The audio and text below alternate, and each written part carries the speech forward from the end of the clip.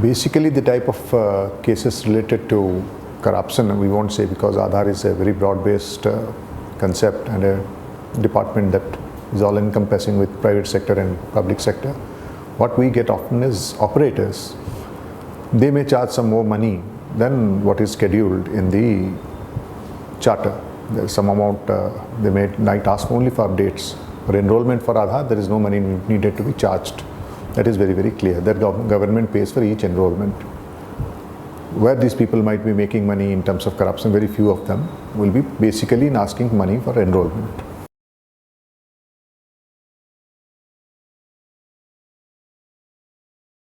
No, Aadhar is a different concept. The very concept of Aadhar is rooted in transparency and good governance, the concepts, the principles of good governance and transparency. So the concept of corruption, as you are speaking about, probably doesn't exist in this authority or in this section of the ministry. What happens when we get complaints of corruption about operators who might be charging more money than is mandated, or might be charging money where none is mandated, is that we take immediate action. We immediately blacklist them. Then there is a process of levying a 10,000 rupees fine on the enrollment agency which has employed the operators. We don't employ the operators, the agencies do. And sometimes if the offence is heinous enough or there is some element of cheating involved, we may also go in for criminal cases. And these cases we do immediately. Whatever we do, we have to do, we do within hours or days. There is no delay, as you might have seen in your own case. Each case where we come across a verified case of corruption, we go in for a 10,000 rupees fine on the per case basis on the enrollment agency. Look, the Aadhar is a layered structure. You have the enrollment operator at the bottom, then an enrollment agency. Agency is yoked to a registrar. State registrar may be a state government agency, maybe a central government agency. This is the layered structure. This is how it is done. The authority, that is us, we basically oversee the process, how things can be done, and we function as per the rules, regulations of the Aadhar Act, which was passed last year. So here, immediately as complaints of corruption come, we use the powers that have invested in us, including the 10,000 rupees fine, and act so that no further acts of corruption take place.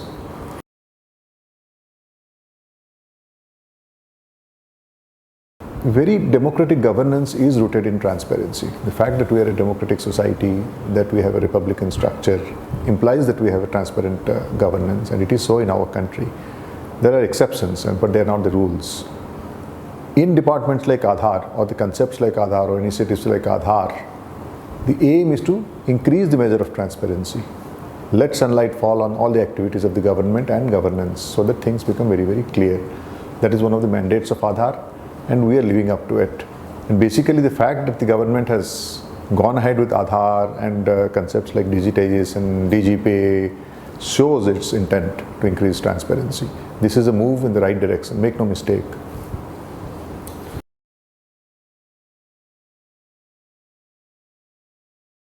Any platform of this nature is basically in the nature of social media. Many people, especially the people who are very technologically literate or cyber literate as we call them, they are hooked to such sites. For them this is a direct interaction site. They may interact with it, they may give their views or complaints or petitions. So in a way, platforms, online platforms such as Bribe.com are portals for us. They connect us to the real world, and the feedback is instantaneous. We get to know what happens, and we get to know what has happened on our actions as well. Suppose we have reacted to something, what is the feedback on that as well also we come to know. It's a kind of repeat feedback.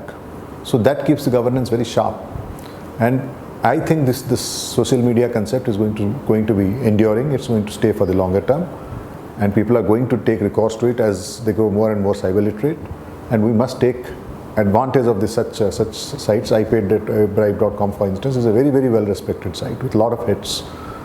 And many people who are educationally forward, and even normal people who are not that literate, they also tune into Bribe.com. And we'd be happy to express our views on that. Any complaints which come with respect to Aadhar or with regard to any other aspect of governance of our system are most welcome, and we can attend to them. We have been attending to them.